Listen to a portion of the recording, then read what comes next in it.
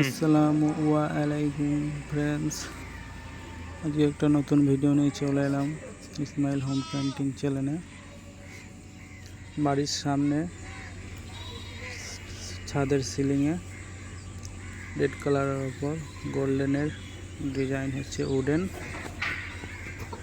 Dice করে টানা হচ্ছে, দেখতে পাচ্ছেন।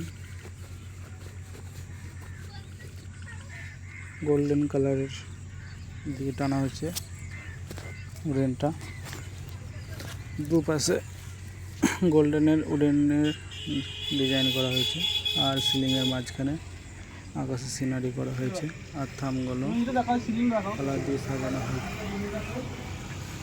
দেখতে পাচ্ছেন। এদিকের সামনের ছাদটা গোল্ডেনের উডেন কমপ্লিট হয়ে গেছে, সিলিংয়ের মাঝখানে আকাশে সিনারি করা হয়েছে।